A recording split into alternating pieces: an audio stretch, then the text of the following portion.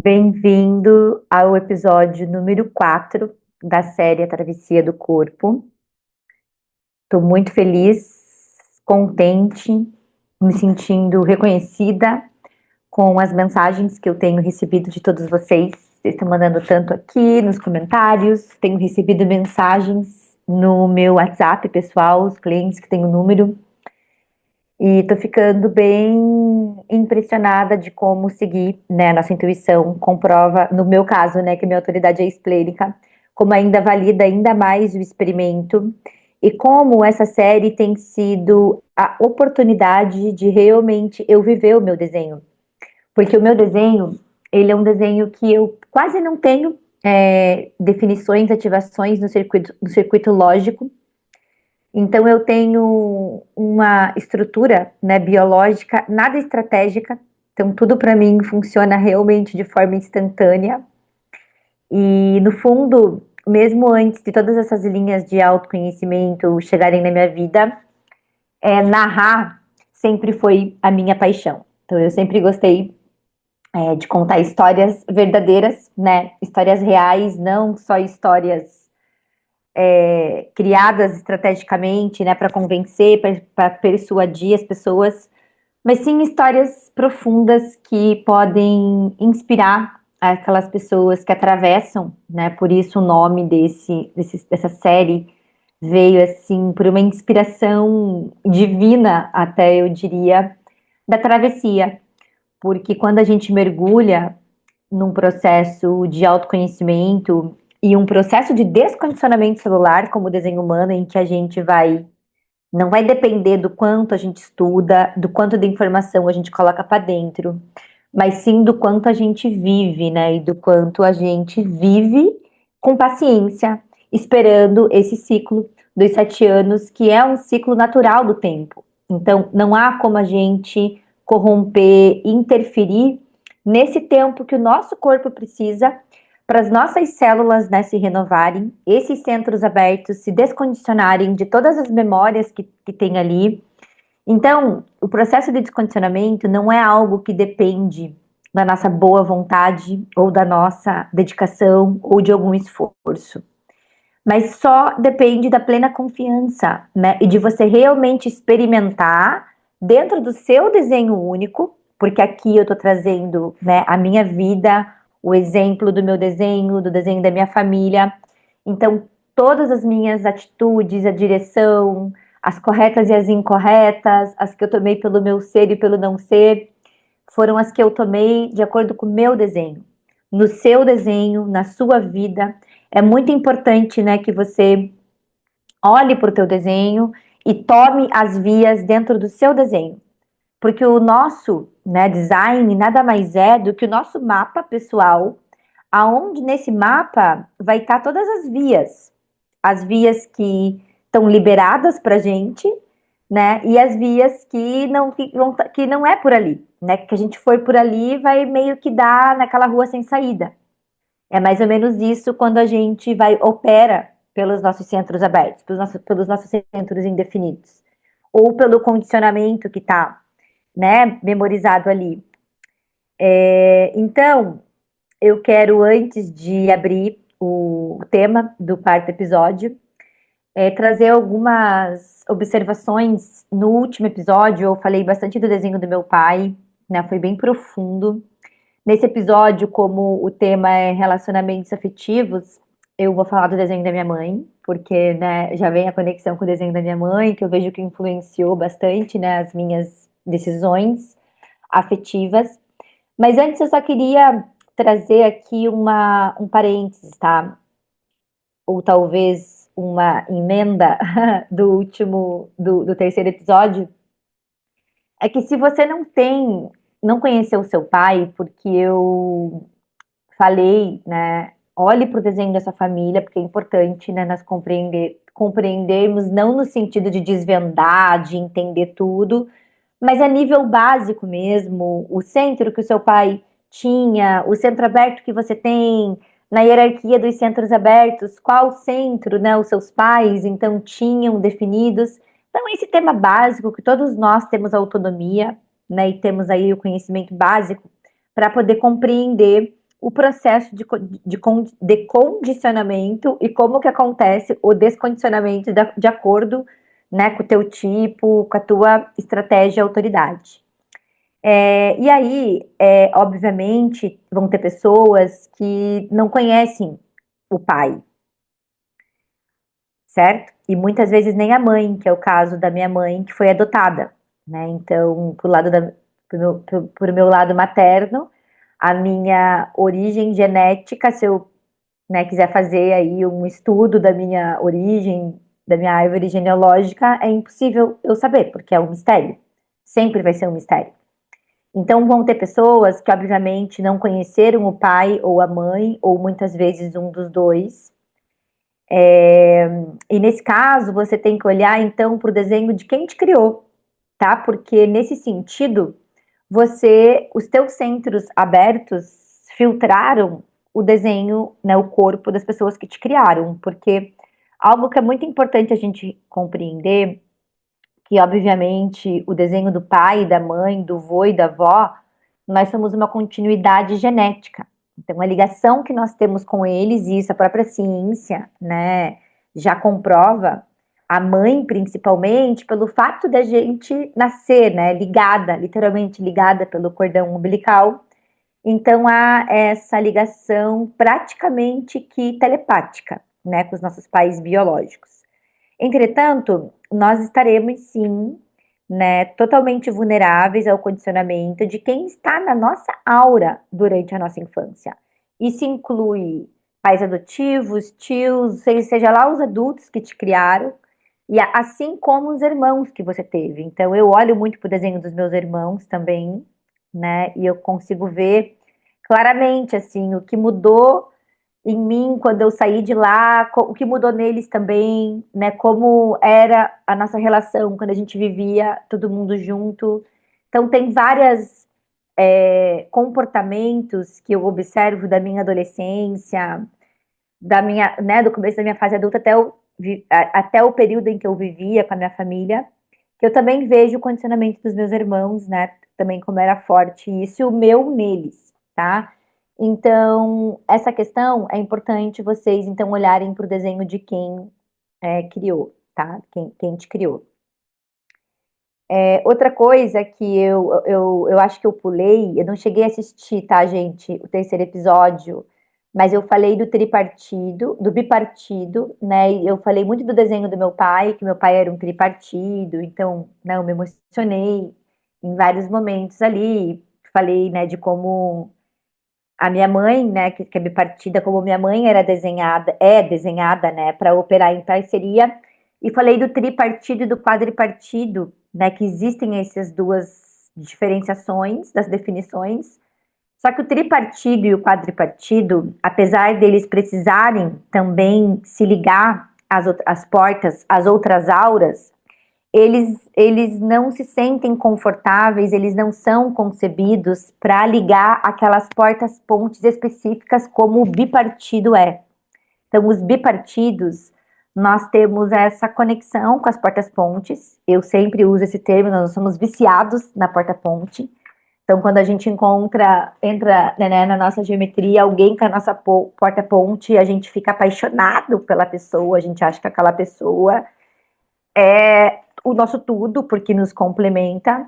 E muitas vezes aquela pessoa só tem aquela porta-ponte, só traz essa sensação de completude, mas o resto do desenho completo da conectividade está totalmente em dissonância, em desarmonia. Então, isso acontece. Mas o bipartido em si, ele é dependente dessas portas-pontes, porque ou a gente precisa, né, da aura de uma outra pessoa para que os nossos próprios centros eles se conectem entre si, para que a gente possa, né, unir as nossas habilidades, os nossos talentos que estão separados. E o tripartido, ele não precisa necessariamente em termos biológicos, de operar conectado com uma outra pessoa no sentido da parceria, como o bipartido.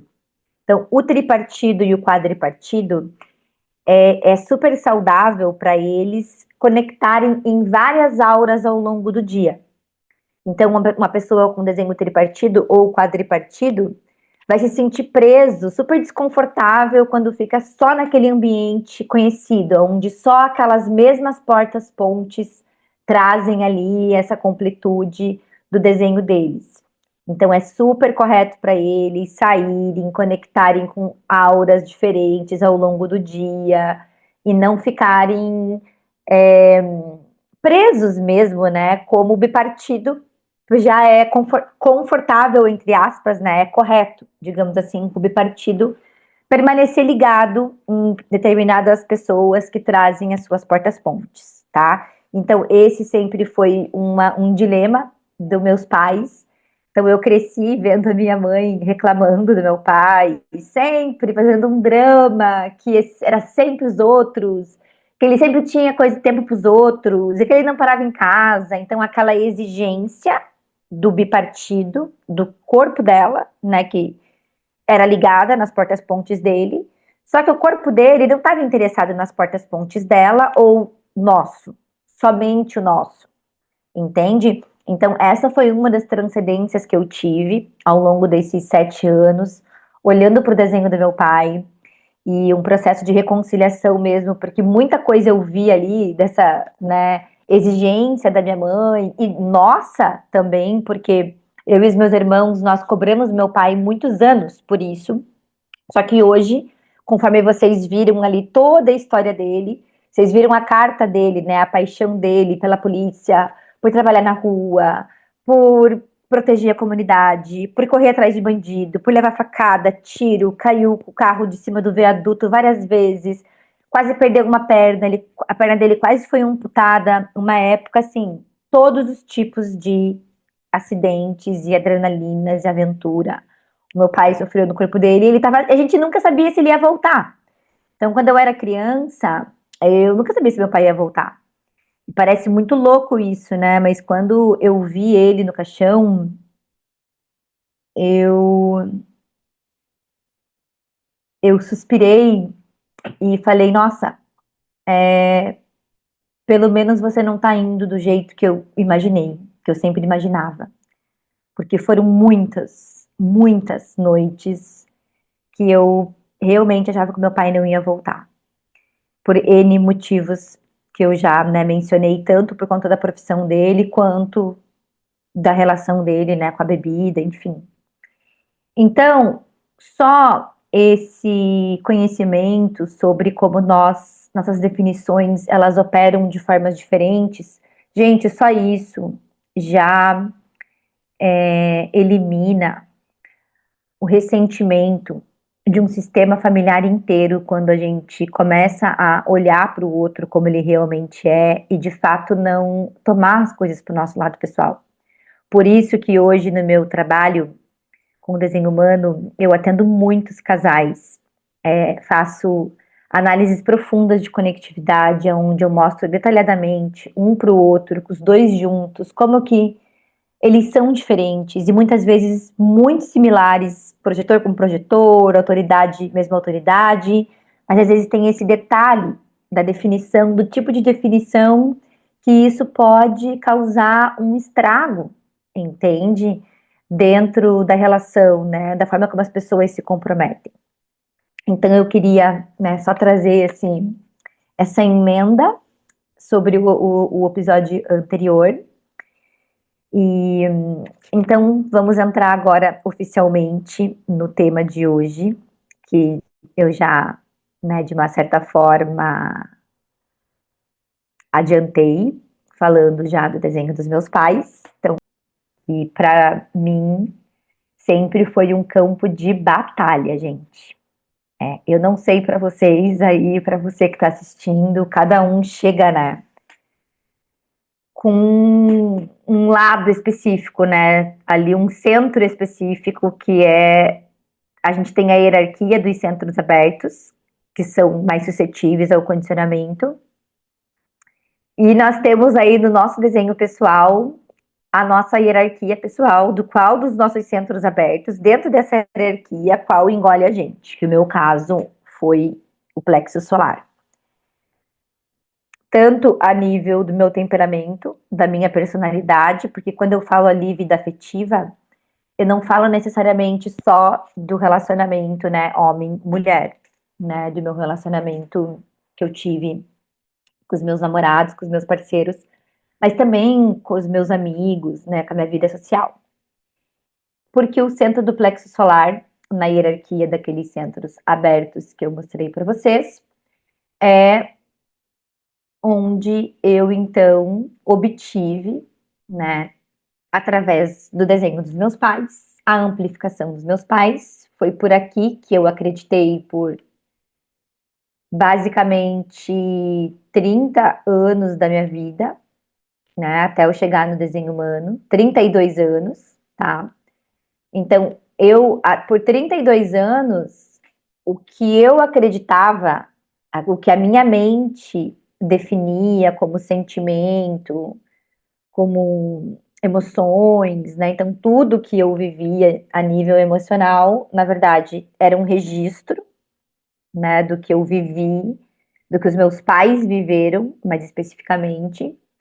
E por 32 anos, então, eu tinha esse modelo, né? Era essa memória, esse condicionamento emocional com o qual eu realmente me expressava ou não me expressava, né? Porque o plexo aberto vai ter isso, ou ele se explode ou ele não confronta, não se expressa.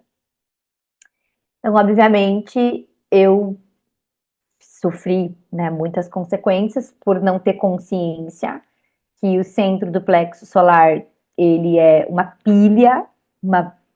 uma bomba atômica química, que quando você entra um plexo aberto, quando a gente entra na aura de um plexo definido, aquilo ali vira um reator, um acelerador de partículas daqueles mais tecnológicos, robustos que estão construindo aí em alguns países. É mais ou menos isso a frequência do centro do plexo solar.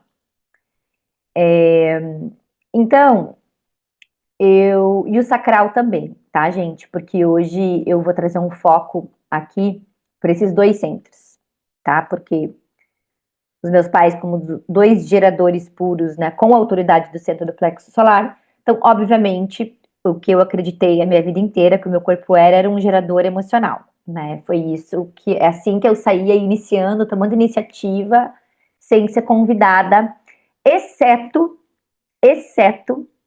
relacionamentos afetivos, que foi algo que, se eu pudesse fazer uma pergunta para o Raul Uruhu, se ele tivesse vivo, seria se ele analisasse meu desenho, aonde que ele encontraria ali no meu desenho o fato de eu ter, né, dormido na aura de tantas pessoas, vivido, né, 20 anos sem espaço para eu ser projetor e tal.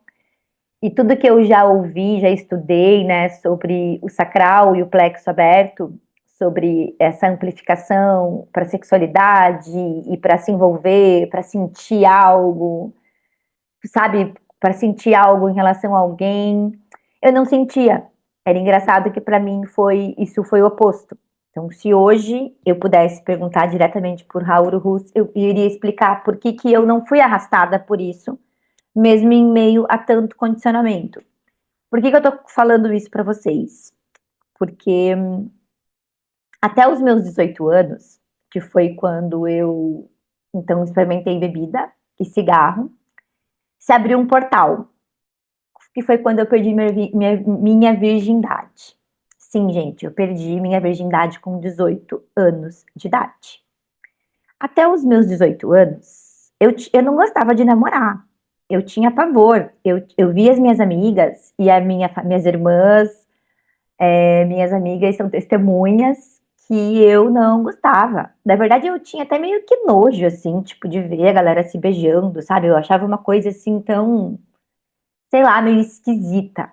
Então, eu não tinha esse desejo, sabe, de namorar, de estar com alguém, mesmo sendo bipartida, de dividir, né? Eu não tinha, não sentia isso. E é claro que assim, né, eu tive meu primeiro amor, né, normal, tinha um carinha que era amigo do meu primo, que morava atrás da minha casa, E eu tinha aquele amor platônico, né? Então, eu via ele na escola e tal. Imagina, eu tava no primeiro ano, ele na oitava série. Era bem mais velho do que eu. Até hoje eu gosto, eu tenho uma preferência por homens mais velhos do que eu, pelo menos uns 5 anos mais velhos do que eu. Então, eu tinha, né? Gostei de dois meninos. Tive alguns namoradinhos, assim, beijava na boca e tal, mas eu não havia me entregado, eu não tinha sentido, né, assim, ainda não tinha escolhido, eu não tinha me apaixonado a ponto de sentir, assim, realmente o desejo, né, que é o desejo que as pessoas têm, enfim, para ir pro ato, né, sexual. Eu não sentia isso. E, inclusive, quando eu perdi minha virgindade aos 18 anos, e eu tava namorando, então eu tinha um namorado, né? Foi meu primeiro namorado, não, foi meu segundo namorado sério, que eu conhecia a família, ia na casa e tal. Eu na deles, né? Porque, dado ao cenário da minha casa, eu não levava ninguém em casa. O meu primeiro namorado que foi em casa, que conheceu meus pais, foi depois que eu já tinha saído de casa, que foi o Luiz, né? Que foi que a gente morou junto. Aí sim, conheceu meu pai conheceu ele, né? Tinha essa convivência familiar. Mas isso eu já estava com quase 30 anos, né? Com 20, não, com 24 anos, quando eu conheci meu ex, desculpa, estava longe dos 30 anos. Então eu já estava com 24 anos nesse momento. Então, até esse período dos 18 anos, eu não tinha, e aí eu tinha esse namorado. Então, até esse período dos 18 anos, eu tinha esse namorado, né, tive esse namorado, Felipe, e chegou um momento, assim, eu me sentia atrasada, né, minhas amigas e tal, todo mundo, aquela época, né, todo mundo, e aí eu falei, cara, tá na hora, né, tipo, então eu realmente, assim, fui, né, tive a minha primeira experiência sexual, porque eu me sentia atrasada, mas pra mim não tinha muito sentido, assim, sabe? Tanto que foi, assim, horrível. Minha primeira vez foi horrível. E aí, logo depois eu terminei esse namoro, porque aí eu vi, ali com 18 anos, eu vi que não tinha sentido. Tipo, falei, por que que eu vou, né? Eu não me encaixava, entende? E eu não iniciava. Então, eu nunca iniciei relacionamentos afetivos. E isso é uma coisa que sempre vieram os convites. Eu sempre estava lá na minha, né? Sempre um amigo de um amigo, então sempre naquele dia que você não quer ir no lugar, aquela festa, projetor, eu daria tudo para ficar em casa, ouvindo minhas músicas, ouvindo a Shakira, ouvindo love songs na época. Lembra que a gente ouvia rádio de madrugada? Ficava ouvindo aquelas músicas que hoje eu odeio, mas na época eu amava, tipo Love Hurts, do Nazaré. Eu ficava lá da minha melancolia, dos meus canais individuais eternos, e, né, de repente, ali meu espelho dizia assim, eu atendia um convite, e geralmente eram nessas ocasiões que eu, né, conhecia, então, os carinhas, que é assim que a gente chama lá em Curitiba, os carinhas. E, então, depois dos 18, daí terminei com esse namorado, né, e aí se abriu um portal. Então, daí sim, depois dos 18, né, tudo que o Ra fala, né, sobre quem tem o sexo, o plexo aberto, e o sacral aberto, de amplificar tanto o desejo, quanto a onda emocional, quanto a necessidade, né, sexual, aí eu senti, porque aí é claro que quando você tem a experiência sexual, algo muda, né, virou uma chave ali, se abriu um portal do meu corpo, e aí então, nesse mesma época, eu conheci mais pessoas e comecei a frequentar festas eletrônicas, porque até os 18, esse meu namorado, ele era vocalista de uma banda de reggae. Eu era meio Maria Banda, tá, gente? Eu gostava, assim, de artista. Eu tinha essa coisa, assim, eu só namorava os mais artistas, assim. Só que, assim, aí eu era reggae, ele era surfista, era outra vibe, entende? E daí, com 18 anos, eu comecei a conhecer, então, uma outra turma do mundo eletrônico e comecei a ir na festa rave, porque tinha uma que era, tipo, do lado da minha casa, numa chácara, assim, e comecei a frequentar esse tipo de ambiente. Então, ali, com o álcool, né, com o êxtase, né, dentre outras coisas. Então ali me abri, né, abriu ali essa experiência, eu comecei a sentir a experiência sexual de uma outra forma, e daí dali foi, dali desandou para o outro lado. Então, daquela pessoa que não tinha, que era meio fria, assim, né, que eu era bem assim consistente, não tinha essa necessidade e tal. Daí dos 18 aos 24, que foi até quando eu conheci daí esse parceiro que eu morei junto por 7 anos, o Luiz. Gente, ali eu vivi um período assim muito hardcore em termos de sexualidade, porque ali daí eu tive um namorado sério só nesse período que foi um trauma, tipo, sabe, um trauma tremendo assim, daquelas histórias de filme, de novela, cara tinha outra, traição, enfim, muito sofrimento. Assim, ao longo disso, sempre trocando de parceiro. Então, saía nessas baladas, né? Aquela coisa que a gente faz quando é jovem e tem um sacral aberto, pelo menos eu. Então, sabe assim, eu não queria saber de namorar e queria só saber de curtir e bebendo, sabe? Aquela coisa ali. É engraçado porque eu vi assim, né, que quando eu tava sozinha na minha aura e tal, eu não queria sair, eu não queria ir para as festas e tal. E era eu encontrar alguma amiga, encontrar alguém, por isso que eu vejo muito como essa mecânica do centro sacral, né, quando a gente é um tipo não sacral, com os anos você vai percebendo o quando você entra na aura de um gerador, o quanto que imediatamente você já fica parecendo assim, sabe, uma onça meio que pronta para o ataque, assim, é imediato o efeito desse centro motor no nosso corpo, porque entrando em termos técnicos, tá? Do centro sacral, eu vou trazer aqui esse termo técnico para depois costurar, tá, com o que eu vivi. O centro sacral, ele é um centro motor de energia, certo? Que só os geradores têm esse centro motor. Nenhum outro dos três tipos vão ter o centro sacral definido no desenho. Deixa eu abrir aqui essa ilustração. Então, tá aqui, tá? Para quem é iniciante aqui no processo, né, e você não está muito familiarizado ainda, então o centro sacral é esse centro aqui.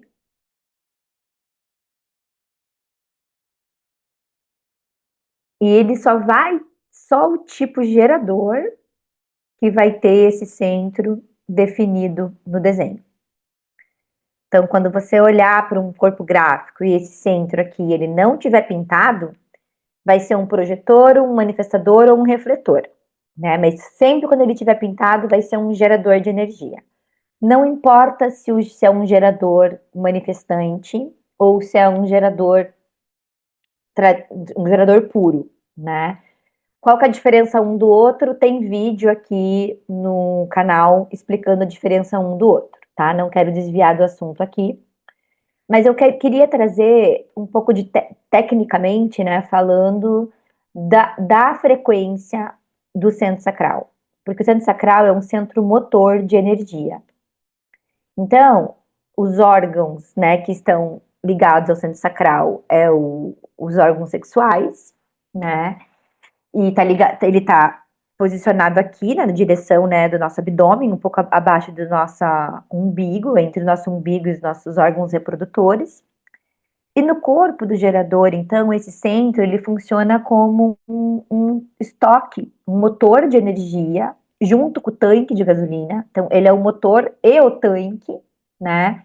E é um tanque que nunca acaba, né? E é uma energia para ser colocada no mundo, porque é só o tipo gerador, só esse corpo gerador que tem, então, por natureza, né, a capacidade biológica, genética de sustentar atividades por longas horas. Já que longas horas, quantas horas você quer dizer? Não sei, cada gerador é único.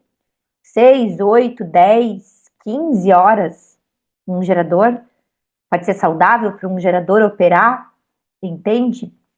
Cada gerador tem a sua configuração lá única, mas todos os geradores ali, então, eles vão ter esse papel, né, no mundo, desse veículo de colocar energia no mundo. E a aura deles é uma aura aberta e envolvente. Então, são pessoas que estão aqui realmente para se envolver com a vida, para se envolver com as coisas, para colocar energia, para fazer, para construir, para erguer as coisas da matéria. São os fazedores do sistema, né? São aquelas pessoas que realmente estão aqui para se manterem lá gerando alguma coisa no dia a dia, gerando filhos, gerando trabalhos, né? Gerando coisas, gerando a vida no Maia. Então, naturalmente, né? O trabalho e o sexo, né? Porque são ali os reprodutores mesmo, você tem corpos que são desenhados para realmente reproduzir a vida, são os tipos geradores, porque eles vão trazer ali, então, nesse centro sacral, a química para isso. Então, para um tipo gerador, é super correto, né? Essa rotina que a gente conhece de acordar, trabalhar, depois sair do trabalho, vai buscar as crianças, depois busca as crianças, vai no happy hour, chega em casa, vê a série da Jaque antes de dormir, ainda faz mais alguma coisa, enfim, 50 mil coisas durante o dia, desde que sejam, né, atividades, tarefas que tragam satisfação por um gerador, né? Essa libido sexual, então, a energia sexual é uma energia, é uma química, né? É um libido que acontece entre o plexo solar e o centro sacral, né? Então, a gente tem aí uma mistura, né, de químicas, de forças vitais no corpo que vão trazer lá então a experiência, né, o ato em si sexual que gera a vida, né? Então, nós, tipos não sacrais, o que que acontece quando a gente entra na aura de um tipo sacral é que a gente vai amplificar então toda essa libido, né? Toda essa frequência para colocar as coisas na vida, para gerar vida, para se envolver. Entretanto, não é a nossa natureza. A nossa natureza é essa Jaque que eu falei antes dos 18 anos, que eu não sei como, eu não fui arrastada, né, pelo condicionamento externo, e eu não sei como. E as minhas irmãs também não, tá? É engraçado porque eu percebi esse padrão. Talvez porque nós quatro somos não, nós cinco somos não sacrais, talvez o Rá responderia isso, mas todas as minhas irmãs também namoraram tarde, casaram com o primeiro namorado que tiveram, todos nós, assim, a nossa vida afetiva começou muito tarde, né? E então, o que que acontece aqui para nós, tipos não sacrais, é que a nossa natureza é realmente ser assexuados. É assim que eu me sentia, uma pessoa assexuada. E por muitos anos eu achei que eu tinha um problema. Eu achava que, até eu chegar no desenho humano, gente, eu realmente achava que eu, sei lá, que eu não era normal, assim, nesse sentido, sabe? E muitas vezes, sim, tive relação sexual sem querer, sem ter vontade, né, por conta desse condicionamento externo, né, essa pressão, né, no relacionamento, ter que cumprir, né, a nossa obrigação. E hoje, com o desenho, né, eu vejo que é absolutamente normal para os tipos não sacrais, né, a gente ter uma experiência praticamente tântrica com o ato sexual. Por que isso? Porque biologicamente, gente, isso é biologicamente, não é uma questão moral, filosófica, religiosa, não tem nada a ver com isso. É uma questão genética. biologicamente, nós, tipos não sacrais, nós não temos essa necessidade química de colocar essa energia para fora, né, através do ato sexual, como os geradores precisam colocar essa energia para fora no trabalho, no ato sexual. Significa que a gente vai viver sem sexo, que a gente não precisa fazer sexo, que o sexo não é importante? Não, não significa isso. Significa que você vai ter a sua vida sexual de acordo com o que e com quem é correto para você, né? Cada um de vocês, tipos não sacrais, vai ter aí a sua história. E tem mais.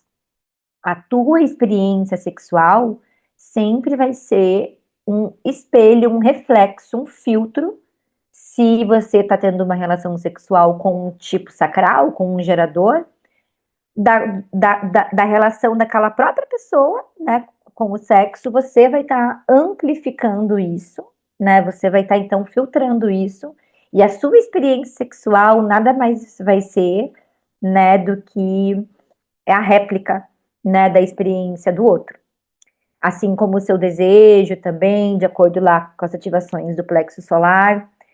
Então, o que acontece é que, né, muitas pessoas. É engraçado, né? Porque vários tipos não sacrais, quando eu estou em análise e eu falo desse tema, né? Entro nesse tema, é todo tipo não sacral, assim, a gente chega achando que a gente é a pessoa mais sexual do mundo.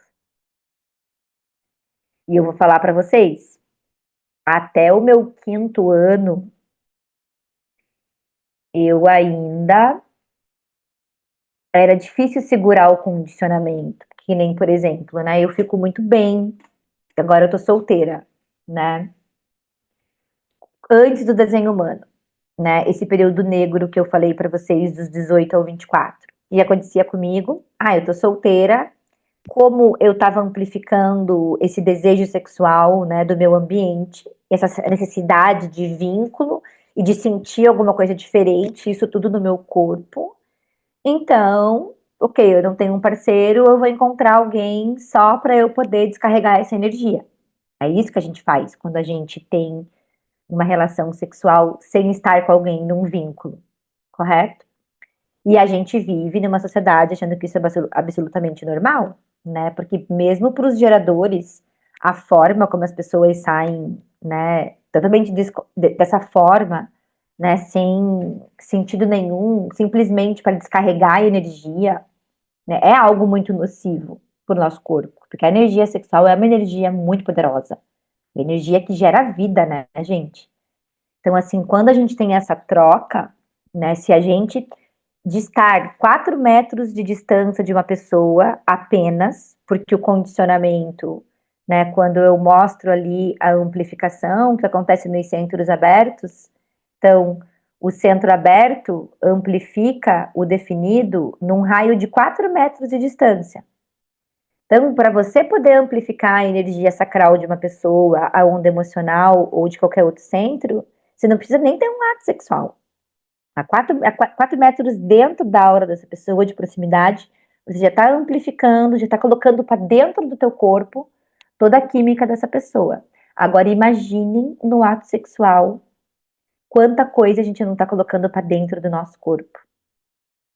Então é algo, né, bem profundo assim, quando a gente começa realmente a observar, né, o que, que significa o contato físico mesmo, né, com alguém, o que, que é principalmente para nós projetores, que nós, né, por protocolo, o projetor por protocolo, nós temos que ser muito seletivo com quem a gente permite entrar na nossa aura.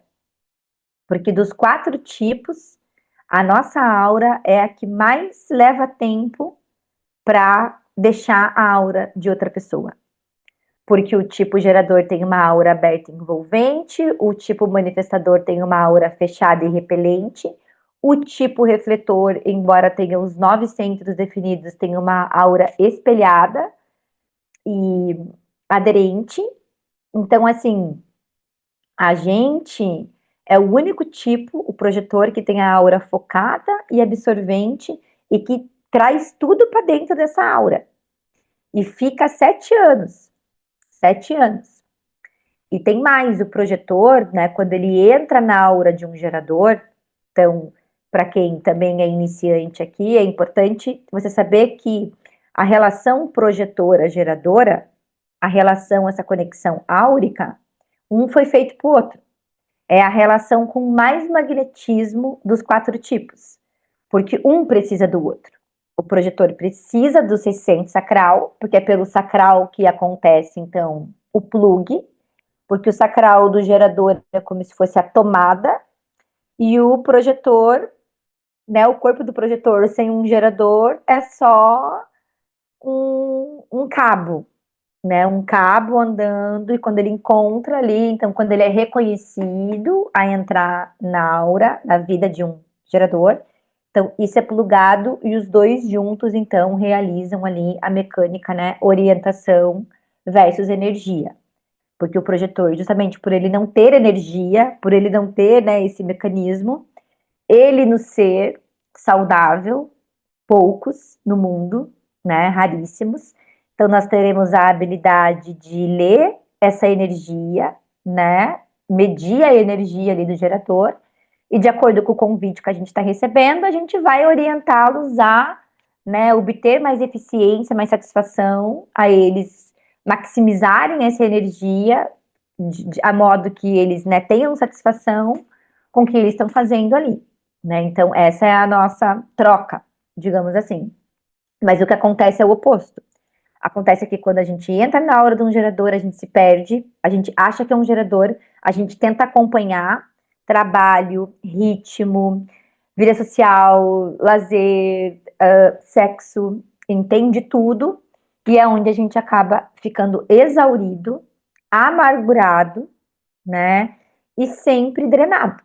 Porque aí entra a parte sexual, daí entra mais o sono, né? Porque é muito importante que um projetor durma na sua própria aura, né? Para que a gente possa liberar a nossa aura.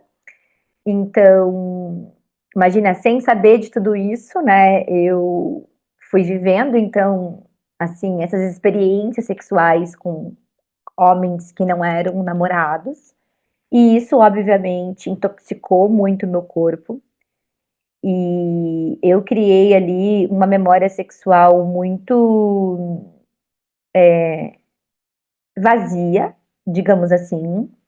E é engraçado porque essa cultura sexual, né, muito antes do desenho humano chegar na minha vida, eu já tinha essa percepção assim de como às vezes o sexo como pilar, né, numa relação, como, né, algo muito importante, super valorizado, como leva a gente, principalmente as mulheres, né, aí eu falo pelo feminino, a gente usar isso como a nossa principal qualidade, como o nosso principal atributo, né, então eu lembro que antes, que até os meus 18 anos, era engraçado, assim, porque tipo, os caras todos queriam namorar. Tipo, eu não queria namorar, mas aí, assim, eu ficava, eles queriam namorar. Gente, impressionante, assim, eu tinha que fugir dos namoros, porque eu não queria namorar, eu não queria me prender, eu era aquariana, entendeu?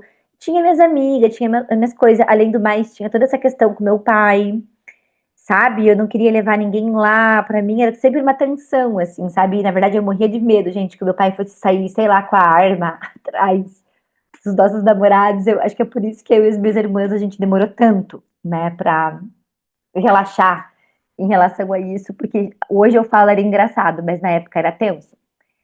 E então até ali, né, eu percebia isso. E aí depois, então, que se abriu esse portal, né, e eu comecei a viver essa vida sexual enlouquecida, o que que aconteceu? O que que o sexo se tornou, né, para mim, como mulher inconsciente nessa sociedade totalmente, né, levada pela manada? A mulher sim usa o ato sexual como manipulação para conseguir o que a gente quer. Porque ninguém me ensinou, né, a permanecer, a ser eu mesma, a me viver minha autenticidade, né, que a pessoa correta vai alinhar. Imagina, isso tudo era loucura. Porque na própria religião, nas religiões, colocam a mulher como a serviço, né? Essa obediência de estar a serviço ali do parceiro e tal. Então, o que que as mulheres aprendem? Pelo menos no Brasil, né? Lá fora, eu vejo aqui na Europa, principalmente, é diferente essa cultura sexual. Essa coisa é muito do brasileiro, né? Eu acho que é por conta do clima nosso também aqui. Então, eu vejo que o Brasil, nós somos muito mais ligados ao sexo do que outras culturas. Então, esse condicionamento sexual foi assim algo que, mesmo no início do meu processo, né, até o meu quarto, quinto ano, eu não percebia, mesmo eu vendo o meu descondicionamento profundo em várias outras áreas, minha vida financeira e a minha carreira, por exemplo, foi a área em que eu mais fui beneficiada pelo desenho humano.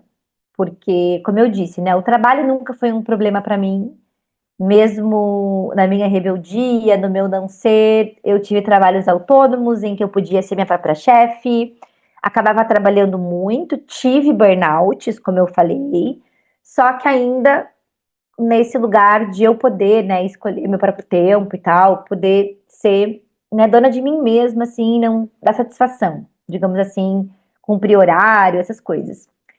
Então, as profissões que eu tive, né, assim, me proveram, me trouxeram muito resultado financeiro e como o desenho humano também. Então, depois que o desenho humano chegou, isso potencializou. Eu vou estar falando mais sobre o trabalho, tá? Nos próximos episódios, é o quinto ou sexto, se eu não me engano.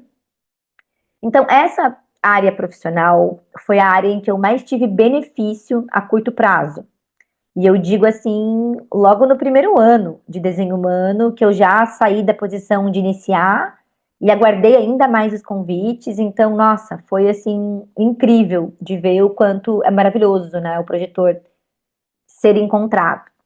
Agora, nessa parte afetiva, foi algo que eu observei o quanto demorou mesmo para eu me desvincular, para eu descondicionar dessa pressão, sabe, dessa pressão emocional, porque o plexo e o sacral são dois centros motores de energia, né? Então, além de um ser o centro que gera a vida, o outro é um centro motor que gera, né, não gera, mas emana, digamos assim, cria toda a frequência emocional do planeta. Porque quando a gente fala aqui do plexo solar, a gente está falando, né, de um centro que ele sempre teve na nossa espécie, né, há milhões de anos no processo evolutivo, né, do Homo sapiens, mas como consciência, um centro de consciência, ele é muito novo ainda. Tanto que é o centro que está em mutação no nosso corpo humano. E vai continuar em mutação ainda nos corpos dos Raves, né? Que é a próxima espécie que vai nos substituir aí a partir de 2027. Também tema para uma outra série isso, tá? Não para outro episódio. Então, o centro sacral em si, ele é o centro do plexo solar em si, então ele é o centro que gera a onda emocional no planeta. Então, se a gente for ver, tá? 100% da população, 8 bilhões de pessoas, estão vivendo a onda emocional. Porque se 50% das pessoas são definidas, vão ter esse centro definido, os outros 50% que tem o centro aberto, então amplifica essa onda. Então a gente vive num planeta em que todo mundo acha que é emocional, mas só 50% das pessoas de fato geram a onda emocional. E o que é a onda emocional, né? A onda emocional, ela é um processo químico do corpo. Então, a tristeza, o prazer, né? Ou a dor, a euforia, essas emoções como a gente conhece, feliz, triste, são picos, né? E esse processo, então, que o plexo gera onda, e vão ter alguns tipos de onda, vão ter 3 tipos de ondas ali específicas, né? Toda pessoa que vai ter esse centro definido vai ter uma relação diferente com a onda, mas são pessoas que vão estar vivendo, então, né, esses picos de euforia e tristeza, né, dor e prazer, sem um motivo, porque essa onda ela opera em picos, pode mudar do mesmo dia várias vezes, pode mudar de um dia para o outro, enfim, é muito relativo como é para cada pessoa, né? Aí cada porta, cada canal ali vai ter, né, a estrutura, né, da onda, mas as pessoas que têm esse centro definido no desenho, então são pessoas que têm ali no corpo esse mecanismo de ter que aguardar a onda para tomar uma decisão. Então são pessoas que não são concebidas para obter clareza no agora, no momento. Não são pessoas instantâneas, não estão aqui para isso. E a melhor coisa na vida delas é a dúvida e a confusão. E aguardar, né, alguns dias ali para tomar uma decisão pessoal, né, e não esperar que encontre o equilíbrio, porque nunca encontra, né, mas também não tomar em nenhum pico, né? Então a clareza vem ali com 70%, enfim, cada desenho é único, tá? Se você tem o plexo definido, tá vendo esse vídeo e quer saber mais, tem que vir fazer sua análise, porque, né, senão eu já entro na teoria aqui e já vou desviando do assunto. Mas os outros 50%, então, como eu, que vai ter o plexo aberto, então a gente amplifica essa onda. E a gente acha que nós somos os temperamentais. A gente acha que nós estamos vivendo aquele pico de euforia e aquele pico de tristeza. A gente acha que é a gente. E o mais louco de tudo é que o plexo aberto, né? No meu caso aqui, né, no meu desenho, se você tem um plexo aberto como o meu e um sacral como eu, então você vai sentir duas vezes mais, três vezes mais do que a própria pessoa está sentindo. Porque o centro aberto, ele tem esse mecanismo de amplificar, de potencializar aquilo. E se você não tem consciência, como eu não tinha, e tomava uma decisão baseada no que eu estava sentindo, então quantos namorados, quantas pessoas eu fui para a cama, disse sim para ir para a cama, porque eu estava sentindo uma euforia, um prazer, um pico ali que nem era meu, era aquilo que eu queria mesmo. Não, depois que passava eu falava, meu Deus, por que que eu fiz isso? Entende? Simplesmente porque eu estava então, né, sentindo um desejo, uma euforia, um pico de algo ali e uma força vital para fazer, né, para se envolver com aquilo que na verdade não estava vindo de mim, do meu corpo, entende? E isso aqui então permaneceu até, tá? Até agora, gente. Olha, para não ser bem, assim, para ser bem honesta mesmo, né? Porque eu falei que eu iria ser transparente e eu ia ser uma confissão, assim. Em 2012, eu conheci o meu ex-parceiro, que foi esse que eu fiquei na o mais sério de todos, né? Ele era 20 anos mais velho do que eu, então ele já tinha uma outra memória ali nesse. Ele era um gerador, tá? Ele era um gerador sacral, gerador manifestante. Então, ele já era uma pessoa bem centrada, né? Eu não conheci ele assim em festa, nada. Nós fomos apresentados e um homem muito estruturado, né? Muito sério, muito bem relacionado. Ele foi um presente na minha vida. Eu sou muito grata ao Luiz Carlos porque foi ele assim que ali para depois dele eu só fui me alinhando, né? Assim, tanto que quando o desenho humano chegou na minha vida, eu estava com ele. O motivo pelo qual nós nos separamos é que ele desde o começo, quando a gente decidiu ficar junto, né, e morar junto, ele disse que ele não queria filho. E eu falei tudo bem, porque eu também não sabia se eu queria, porque nessa época a gente estava indo morar nos Estados Unidos, imagina. Eu queria aprender a falar inglês, eu ia estudar cinema, eu tinha vários sonhos, eu estava no auge da minha carreira. Imagina, gente, eu iria morar nos Estados Unidos, né? Então eu não estava pensando em filho naquele momento, e eu também não sabia se eu queria. E eu falei pra ele que eu não sabia se eu queria também e que aquilo ali não era um empecilho naquele momento, como um sacral, um esplênico junto.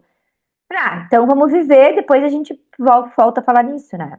E assim nós vivemos por 7 anos, até que no meu retorno de Saturno, com 30 anos, é engraçado, porque é uma questão biológica, assim, né? Mesmo sendo um tipo não energético, com esse sacral aberto, eu senti no meu corpo aquela pressão para maternar, assim, biológica, assim, gente, uma necessidade.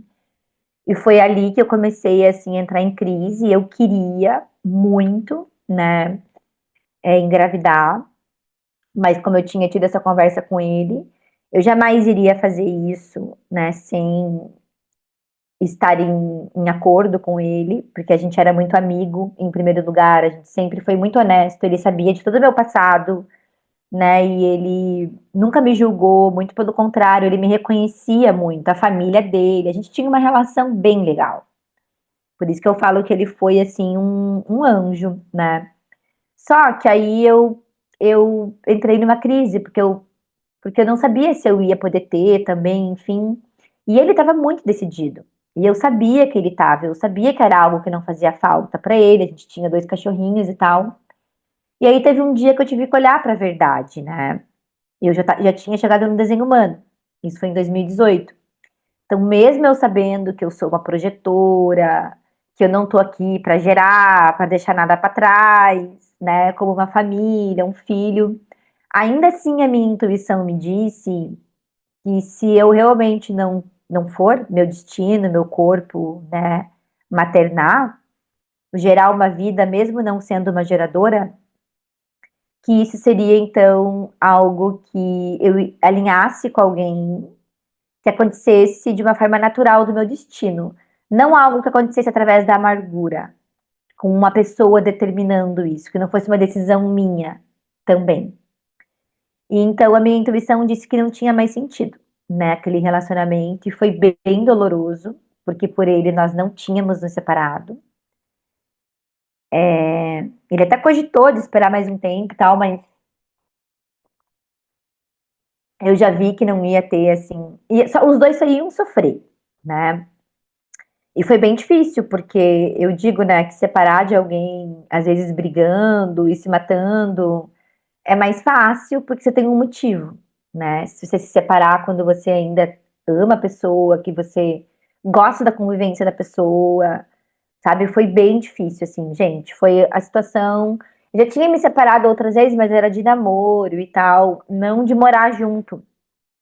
E hoje eu entendo, assim, em termos de aura até, né? Eu lembro que quando, as primeiros dias, assim, que eu acordava, né, no meu apartamento, assim, e não tinha mais aquela aura, meu Deus, era uma coisa, assim, muito dolorosa. Mas eu fiquei firme, ele ficou firme também, e as nossas vidas seguiram, então. Adiante, ele casou depois, não demorou muito, ele casou na igreja e tudo. Fiquei feliz, inclusive, porque ele merecia, ele era uma ótima, ele é, né, uma ótima companhia. Enfim, né, muito grata por tudo que a gente viveu, todas as oportunidades que eu tive, inclusive desenho humano, né, eu consigo ter tanta material e aprender tantos livros que eu li por conta da língua, né, o fato de eu ter ficado nos Estados Unidos tanto tempo com ele me proporcionou, assim, gente, me abriu um mundo de possibilidades. Até hoje eu colho, assim, sabe, as relações que eu construí, mas enfim, não era o nosso destino, né, ter esse futuro juntos. Então, me separei dele, né? E depois eu tive um outro namorado, só mais sério. E depois tive algumas tentativas, assim, sempre aguardando o convite, tá? Em relação ao convite, era isso que eu queria, né, trazer a conclusão, né, desse episódio. É que em relação ao convite, eu não tenho problemas com isso, porque é impressionante. Eu sou uma pessoa que eu saio muito pouco, eu gosto de sair, ir num barzinho legal, de ir em um bom restaurante. O meu ambiente é a cozinha. Então eu amo. Eu não vai ser nessa vida que vocês vão me ver sendo uma especialista em autoconhecimento, morando numa comunidade alternativa, no topo da montanha, usando saia, coisas no meu cabelo, mesmo eu trabalhando na Amazônia, tendo esse contato com a natureza, não tenho nada do meu estilo xamã, hippie, sacerdotisa. sou uma pessoa moderna, gosto de tecnologia, gosto da modernidade, entende? Sem me perder mais, né? Então, mas assim, né, esses movimentos tradicionais que as pessoas fazem para conhecer as pessoas, eu não faço mais. Então, isso de fato, desde que o desenho humano chegou na minha vida, eu nunca mais saí num lugar assim para me colocar ali numa vitrine para eu conhecer alguém, né? Então, realmente, essas tentativas, né, que eu tenho vivido sempre chegam até mim daquele jeito, né? Sem programar, igual quando eu era mais nova, sempre ali no inesperado, né? Alguma coisa acontece, a magia acontece. Só que por último, né, eu percebi o quanto eu ainda estava muito condicionada nessa energia sacral. E o quanto, né, apesar de eu ficar muito bem, por exemplo, como eu disse, assexuada, quando eu não tô com alguém, né, eu fico aqui na minha energia fácil, sabe? Não tenho, assim, essa necessidade, ai meu Deus, de ficar com alguém pra, ai, preciso de sexo, aquela coisa, vai desestressar. Primeiro que eu nem me estresso, né? Depois de 7 anos vivendo como uma projetora, não existe cortisol alto pra mim, porque eu sei quando o suficiente de tudo. Hoje eu paro no trabalho antes da exaustão. É tudo dentro dos meus limites. Não faço nada, absolutamente nada, se eu tô cansada, se eu não tenho disposição. Eu realmente descondicionei essa coisa de ter que, sabe, correr atrás das coisas. Que se eu não fizer, eu não sou uma fazedora, entende? Mas mesmo dentro dessa estratégia correta, né, até esses 2 últimos anos atrás, quando eu estava conhecendo, enfim, né, saindo com alguém e tal, dentro da minha, né, estrutura, eu via o quanto que de repente eu estava assim, praticamente assim, pulando na pessoa, sem perceber. Sabe o quanto que essa energia sexual ela ainda operando ali como se eu fosse assim, como se eu fosse aquela pessoa. Então é muito louco isso, porque eu acredito que essa mecânica do centro sacral, né, de quando a gente entra na aura do gerador, imediatamente a gente querer fazer alguma coisa, ou querer agarrar aquela pessoa, sabe, ou querer se ligar na pessoa através do sexo, é uma coisa biológica, sabe, e que eu vi que realmente, como leva tempo para isso ser, né, desconstruído, descondicionado. Assim como quando acontece, quando eu entro só na aura de uma amiga. É um exemplo que eu uso assim muito nos meus atendimentos, inclusive, é que uma das minhas melhores amigas aqui em Florianópolis, ela é uma geradora manifestante, a Tabata. E eu sempre tô na casa deles, né? Então, o marido é gerador e a filha é geradora. Mas ela tem um desenho assim, meu Deus, ela tem 800 definidos e só o ego aberto. Então, quando eu tô na casa dela, é engraçado, porque eu chego lá, gente, ela tá parada, ou ela tá sempre cozinhando quando eu chego, né? Porque sempre me convidam pra comer, né, gente? Assim, ó, vocês querem me deixar feliz, me convidem pra comer na casa de vocês. Que assim é meu programa favorito. E eu também gosto de convidar as pessoas pra comer na minha casa também. Então eu chego lá, ela tá sempre cozinhando e tal. E é engraçado, porque no momento em que eu chego, ela só tá ali cozinhando. E é claro, o motor dela, gerador, tá lá, né? Parará, parará, parará, parará, parará. Gente, eu já começo. Liga, você coloca a mesa? Você quer uma ajuda? Onde eu coloco isso? Onde eu coloco aquilo? Eu coloco aquilo. Gente, toda vez. Pelos primeiros 5 minutos, eu começo. Eu pareço assim, um Tasmania. Eu faço isso, que eu faço aquilo, carará, carará, parará, parará, aceleradíssima, até que eu já aprendi a fazer esse exercício. Então eu me observo, eu vejo que eu já tô querendo fazer. Ela nem me convidou, nem me chamou para fazer alguma coisa. Só me convidou para estar ali, sentar e comer. Já é um mecanismo natural para mim. Depois que passa essa loucuragem dos 5 primeiros minutos, eu sento no sofá, respiro, fecho os meus olhos e falo, Jaqueline, senta a bunda e aguarda. Aguarda o convite. Se ela quiser que você bota a mesa, você vai botar a mesa. Só aguarda. Enjoy it. Gente, aí eu sento, de preferência mais longe, eu conto 4 passos grandes, para eu poder sentar e voltar e aí começar a ver o que que acontece quando eu entro, então, e esses motores, eles começam a todos funcionar junto. Minha amiga, ela é emocional também. Ela é geradora emocional também. E vai ser sempre assim. Então, seja para um convite, né, para um evento social, seja quando eu entro na aura de um cara, a primeira coisa que eu já quero é, né, comer a pessoa viva. Mas não é eu, é uma energia vital que eu estou amplificando que o meu corpo não está habituado a lidar. O que que eu vou fazer? Né? Eu vou me isolar, vou me colocar numa jaula, vou me prender numa jaula e falar, me deixa aqui, porque senão eu sou um, né, um perigo para a sociedade com esses centros motores, sacral e plexo aberto. Não, não. Primeiros 5 minutos, caos total. Daqui a pouco é consciência. Consciência, entende? Dou uma olhada no trânsito, respiro, sabe? Isso é o descondicionamento. O outro não te arrasta mais. E não é culpa do outro. Ah, o fato de você estar na aura do cara e querer já sair dando pra ele significa que o cara tá sentindo isso, que ele quer, né, ter relação com você. Eu não sei o que tá passando lá no corpo do outro. Eu não tenho como saber. Eu só sei que eu entro ali naquela energia, de repente aquela pessoa ali tá com uma energia muito forte pro trabalho, e eu tô sentindo isso, aquilo ali, e tá saindo através, sabe, né, do desejo sexual. Eu não sei, gente. A gente não leva pra mente isso. Só que você observa no corpo.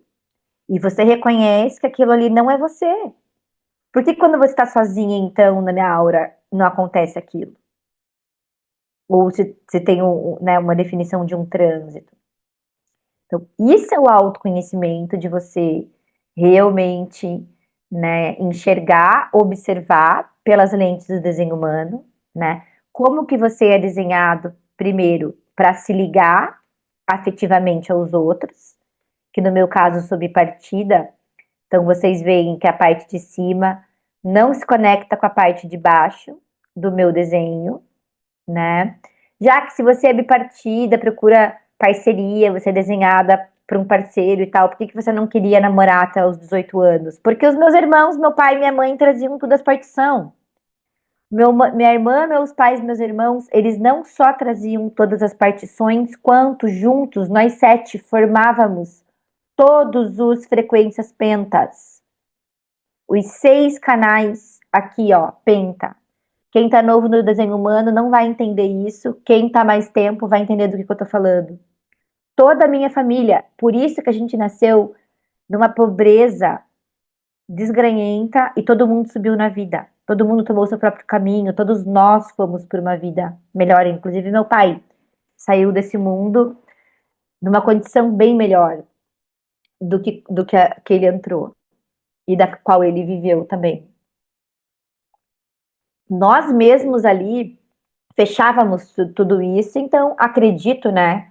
Eu não sei o que o Rá diria, ou outro profissional, meus colegas, quem assistir esse vídeo, se quiser dar a sua visão técnica, sou aberta também para ver a sua leitura, né, dessa mecânica.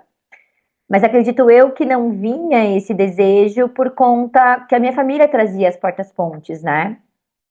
Então é como se eu tivesse tudo ali naquela família, e justamente quando eu comecei a sair da aura deles, que comecei a conectar então com outras pessoas que fechavam essas partições, que aí eu comecei a experimentar coisas diferentes, né? E ali eu fiquei, né? Graças a Deus, gente, graças a Deus, foram menos de 6 anos, foi dos 18 aos 24. Então, assim, foi muito pouco tempo que eu despertei. Porque antes de eu chegar no desenho humano, essa história de sair na balada, ficar pegando os caras e tal, isso daí eu já tinha curado, porque daí antes do desenho humano eu já, né, já sabia da minha astrologia, eu já entendia da frequência. Já sabia energeticamente ali o quanto que a gente se contaminava, eu ia no centro espírita me limpar, já tinha levado várias mijadas das entidades falando desses lugares que eu frequentava e tal, então eu dei uma cortada ali. Então quando eu cheguei no desenho humano, eu já não estava na vida tão louca. A vida louca, louca, louca mesmo durou menos. Durou uns 3, 4 anos ali, mas doida, tá? Assim, tanto que quando eu cheguei em Curitiba, depois que eu. Gente, eu renasci, assim, né? Eu me lembro que eu ia para Curitiba, às vezes eu saía jantar com alguma amiga e tal, e Curitiba, o pessoal mora lá até hoje, né? É engraçado, a gente tem essa coisa lá em Curitiba. Muitas das pessoas, dos meus amigos das antigas lá, estão lá até hoje. E eu encontrava, às vezes, as pessoas assim, às vezes num lugar ou outro, ninguém me reconhecia. Quando as pessoas me viam, tomavam um susto, do tanto que eu tinha mudado. Tanto em termos físicos, né? Meus traços, peso, porque imagina, bebida, balada, né? Sempre muito inchada, minha pele muita acne, muito intoxicada, né? Em todos os níveis. Então, então, como eu disse para vocês, né?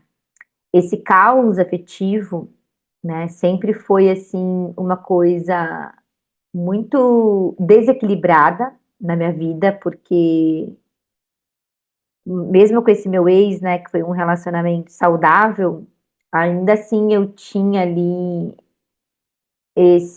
essa reação química do plexo, né? Então, quando entrava um trânsito, nós dois não definíamos o nosso plexo solar.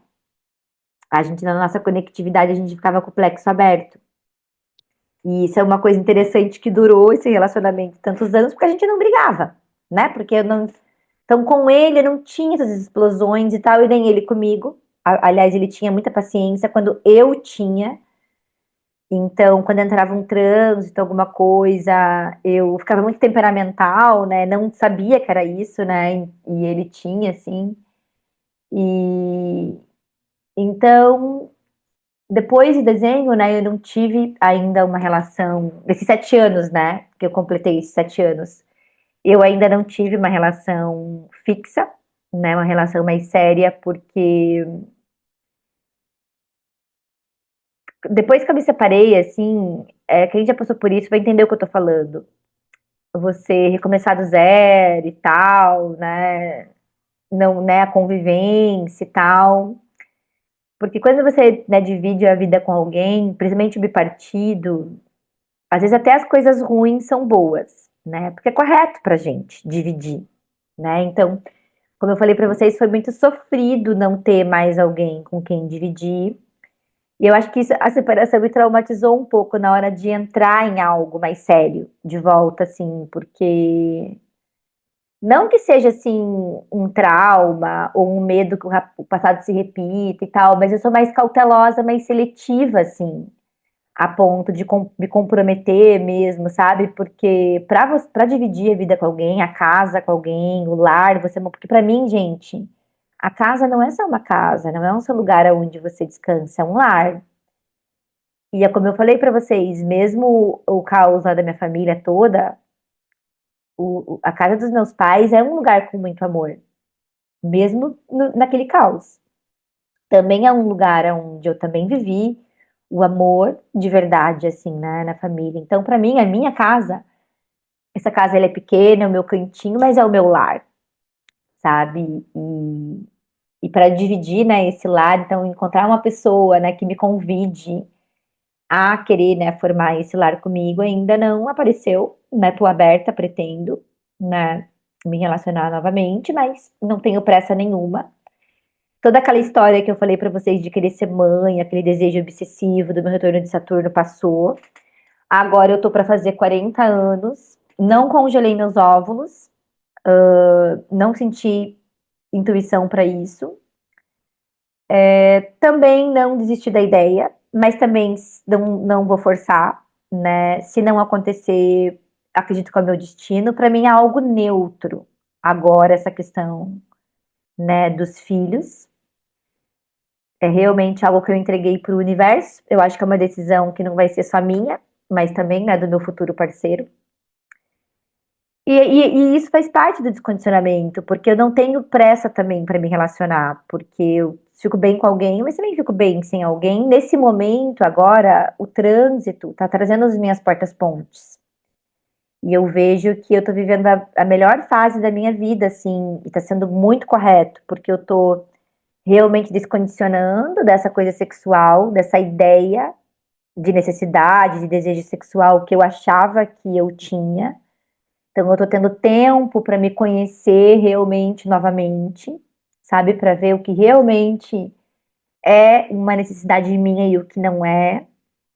E é legal porque é um momento que o trânsito está me trazendo as minhas portas-pontes, porque eu preciso da porta 25, a 45, a 10 ou a 20. Tem mais uma, ou a 16, tá?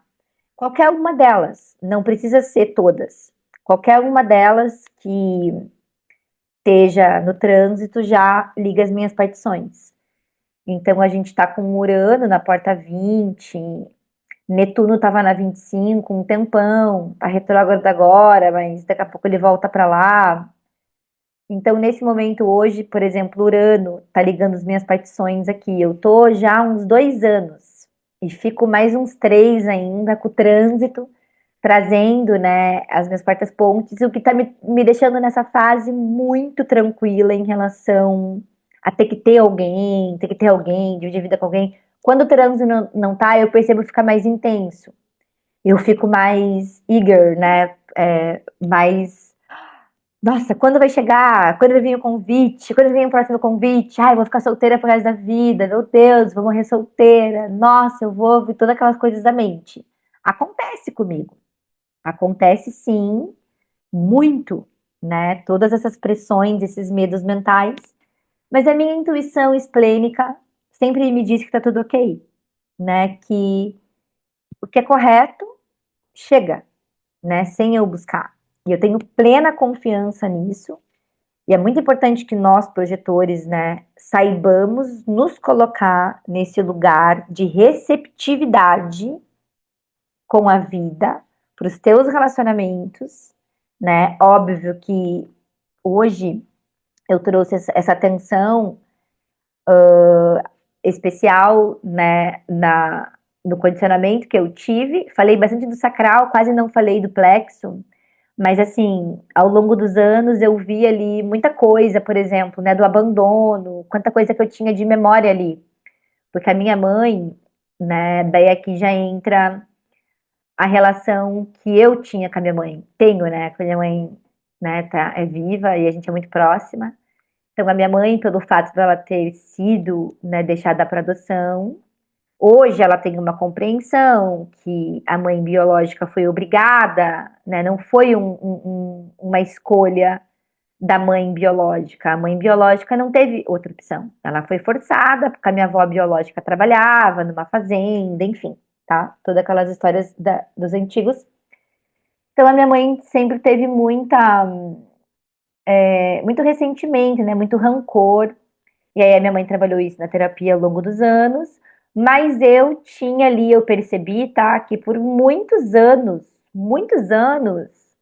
eu tinha um complexo de abandono, de rejeição, que não existia, que só existia aqui na minha cabeça, entende? Então, óbvio que por muitos anos eu estive movida, condicionada a uma emoção que os homens me despertavam e eu causava, né, conflito por causa daquilo, que é achar cabelo em ovo, né? E que na verdade a coisa estava em mim, nem em mim. Era uma história que vivia ali de abandono, de rejeição, sabe que na verdade não era uma emoção, não era uma memória que eu tinha vivido, né? Eu não tinha, até vivi assim alguns BOs com o namorado e tal, mas do jeito que eu reagia, né, a algumas situações afetivas com os meus parceiros, não era proporcional à situação. Então, com os anos, além de muita terapia, porque a gente sabe que quando uma criança ela não tem o contato físico com a mãe, Até os 3 anos, quando uma criança ela é tirada da mãe, separada da mãe, e não precisa nem ser por adoção. Às vezes, se a mãe, por um motivo de saúde, alguma questão, tem que se afastar, viagem, por algumas horas ali, o próprio corpo da criança entra em alerta de defesa, de sobrevivência, e cria uma barreira de proteção, né, que não é seguro essa pessoa confiar em alguém, amar alguém, porque ela não tem a proteção materna, né?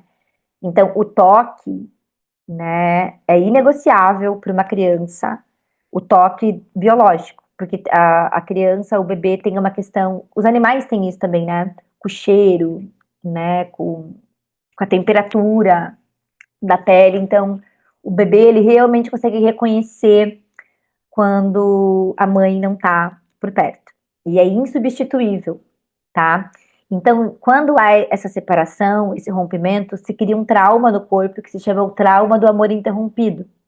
Inclusive, quando eu comecei a estudar, a compreender, né, toda essa parte da minha mãe, do feminino, desse feminino abandonado, ferido, sem proteção, eu ainda não estava, né, estudando desenho humano, então eu entrei num estudo profundo, porque eu estudava constelação familiar na época, estava trabalhando com constelação familiar também, e me especializei. Eu fiz alguns cursos nos Estados Unidos especializados só nesse tipo de trauma, que se chama o trauma do amor interrompido. Trabalhei por um ano, cheguei a dar workshop presencial em São Paulo sobre esse trauma. Trabalhei com muitas pessoas que viveram isso, né, no sistema, esse rompimento biológico, né, com a mãe, até quando eu encerrei, né, em 2023, eu encerrei oficialmente essa parte, que eu vou contar também no próximo episódio, essa parte profissional. Mas foi um trabalho bem importante para mim, porque depois, quando entrou o desenho humano e eu comecei a compreender, né, o mecanismo do plexo em termos biológicos, fazia muito sentido, né? Então, eu já tinha trabalhado isso terapeuticamente, muito, né, na memória emocional, porque esse trauma do amor interrompido explicou porque muitas vezes eu não conseguia ficar nos relacionamentos. É claro que tinha aquele lado da intuição esplênica, mas também tinha um lado ali de que eu não podia me entregar. E se eu me entregasse, eu ia perder aquilo.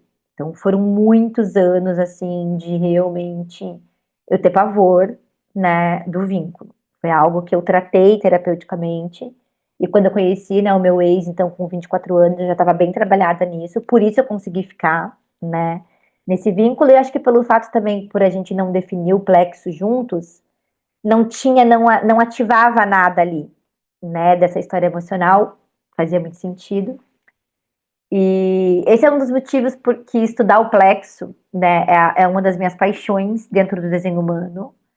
Não só porque a gente vai precisar, né, desse estudo aprofundado para os raves, né, para essa próxima espécie, para as crianças que vão nascer, mas também para entender o meu mecanismo, né, para entender todo esse mecanismo, compreender esse mecanismo e não mais se perder, né, nele, e também, em primeiro lugar, né, primeiro de tudo, poder orientar as pessoas, né, mostrar para as pessoas aonde realmente vai estar ali o dilema, né, tanto o delas individuais, quanto dentro da conectividade.